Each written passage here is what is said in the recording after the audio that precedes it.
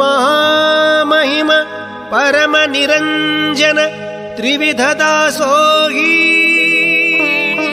ಜಗಜ್ಯೋತಿ ಬಸವಣ್ಣರ ಅನುಯಾಯಿ ಕಾರುಣ್ಯ ಗಂಗೆಯ ಜನಕನಿಗೆ ಮನುಜ ಕುಲವೇ ಶರಣಾಗಿದೆ.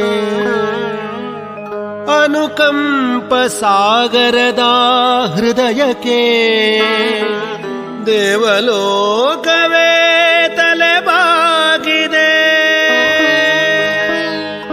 ಶಿವಭಕ್ತನ ಕಂಡ ಭಕ್ತನಿಗೆ ಎಲ್ಲಿಲ್ಲದ ಹರುಷ. ಈ ಶತಮಾನ ಕಂಡ ತೇಜೋ ಪುರುಷ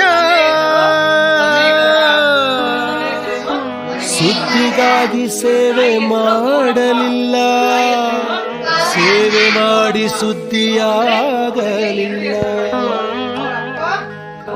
ಸತ್ತಿಲ್ಲದೆ ಸೇವೆ ಮಾಡಿದ ನಡೆದಾಡುವ ದೇವರೇ ಆದ.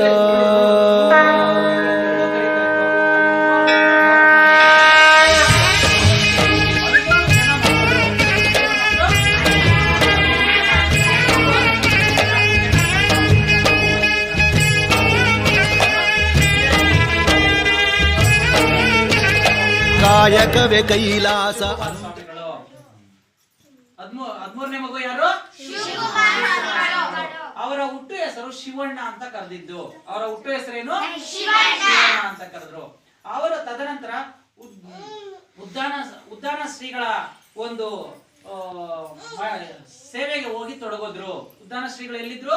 ಸಿದ್ಧಗಂಗೆ ಮಠದಲ್ಲಿ. ಫಸ್ಟ್ ಈ ಸ್ವಾಮಿಗಳೆಲ್ಲ ಇದ್ದಿದ್ದು, ಉದ್ದಾನ ಶ್ರೀಗಳು ಇದ್ದಿದ್ದು. ಅವರ ಒಂದು ದೀಕ್ಷೆಯನ್ನ ಇವರು ಪಡ್ಕೊಂಡು 1931ರಲ್ಲಿ ಇವರು ಹೋಗಿ ಅವರ ಒಂದು ದೀಕ್ಷೆಯನ್ನ ಪಡೆದು 1941ಕ್ಕೆ ಇವರು ಪಟ್ಟಾಧೀಶರಾಗ್ತಾರೆ. ಅರ್ಥ ಆಯ್ತಾ? ಅಂದಿನಿಂದ ಇವರು ಮಠವನ್ನ ಬೆಳೆಸೋದ್ರ ಮುಖಾಂತರ ಸಾವಿರಾರು ಮಕ್ಕಳು, ಸುಮಾರು ಒಂದು 10,000 ವಿದ್ಯಾರ್ಥಿಗಳಿಗೆ ಇವರು ವಿದ್ಯಾ, ಅನ್ನ, ಅಕ್ಷರ, ವಿದ್ಯಾ ದಾನ ಮಾಡಿ ಆ ಮಕ್ಕಳನ್ನ ಒಳ್ಳೊಳ್ಳೆ ಗ್ರಾಜುಯೇಟ್ಗಳು ಮಾಡಿ ಇವತ್ತು ಪ್ರಪಂಚದಲ್ಲಿ ಹರಡಿದ್ದಾರೆ. ನಮ್ಮ ಬಂಗಾರಪೇಟೆಯಲ್ಲಿ ಬೇಕಾದಷ್ಟು ಜನ ವಿದ್ಯಾರ್ಥಿಗಳು ಇವತ್ತು ಸಹ ಅದರಲ್ಲಿ ಜಾತಿ ಮತ ಇಲ್ಲ. ಶಿವಕುಮಾರ್ ಸ್ವಾಮಿಗಳ ವಿದ್ಯಾರ್ಥಿಗಳೇ ಅವ್ರಿಗೆ ಯಾವುದೇ ಜಾತಿ ಮತ ಇಲ್ಲ. ಇವರು ಬ್ರಾಹ್ಮಣ, ಇವರು ಲಿಂಗಾಯತ, ಇವರು ಒಕ್ಕಲಿಗ, ಇವರು ವಲಯ, ಅವರು ಕುರುಬ ಅಂತ ಯಾವುದೇ ಜಾತಿ ಭೇದವಿಲ್ಲದೆ ಎಲ್ಲಾ ಮಕ್ಕಳು ನಮ್ಮ ಮಕ್ಕಳು ಅಂತೇಳಿ ಸಾಕಿ ಅವ್ರನ್ನ ಬಿಟ್ಟಿದ್ದಾರೆ. ಇವತ್ತು ಸುಮಾರು ಮಕ್ಕಳು ಇಲ್ಲಿ ಬಂಗಾರಪೇಟೆಯಲ್ಲಿ ಒಬ್ಬ ವೀರಶೈವರು ಅವ್ರನ್ನ ಆಚರಿಸ್ತಾರೋ ಇಲ್ಲೋ, ಅವ್ರು ಹುಟ್ಟಿದ ದಿವಸ ಸುಮಾರು ವಿದ್ಯಾರ್ಥಿಗಳು ಅವ್ರವ್ರ ಅಂಗಡಿಗಳ ಮುಂದೆ, ಅವ್ರವ್ರ ಕಚೇರಿಗಳ ಮುಂದೆ ಅನ್ನದಾನ, ತೀರ್ಥ ಪ್ರಸಾದಗಳನ್ನ ದಾನ ಮಾಡ್ತಾರ ಅವ್ರ ಹೆಸರಲ್ಲಿ. ನಾನು ಅವ್ರ ಹತ್ರ ವಿದ್ಯೆ ಕಲ್ತಿದ್ದೀನಿ. ಇವತ್ತು ನನ್ನ ಕೈ ತುಂಬಾ ಹಣ ತೆಗಿತಾರದು ಅವ್ರಿಗೋಸ್ಕರ. ನಾನು ಸುಮಾರು 10-15 ವರ್ಷಗಳ ಅವ್ರ ಅನ್ನ ಕೊಟ್ಟಂತ ತಿಂದಿದ್ದೀನಿ. ಇವತ್ತು ಅವ್ರ ಹೆಸರಲ್ಲಿ ನಾನು ಸುಮಾರು ಜನಕ್ಕೆ ಅನ್ನದಾನ ಮಾಡ್ಬೇಕಂತ ಬಂಗಾರಪೇಟೆಯಲ್ಲಿ ಸಹ ಇವತ್ತು ಬಂಗಾರಪೇಟೆಲ್ಲ ಇಡೀ ಕರ್ನಾಟಕದಲ್ಲಿ ಅಲ್ಲಲ್ಲೇ ದಾನಗಳು ಮಾಡ್ತಾರೆ ಅವ್ರು ಹುಟ್ಟಿದ ದಿವಸ, ಅವ್ರ ಸ್ಮರಣೆ ದಿವಸ. ಆಯ್ತಾ? ಬೇರೆ ಎಲ್ಲಾ ವಿದ್ಯಾರ್ಥಿಗಳು ಆ ರೀತಿ ಮಾಡ್ತಾರೆ. ಅದನ್ನ ಕಲಿಬೇಕು.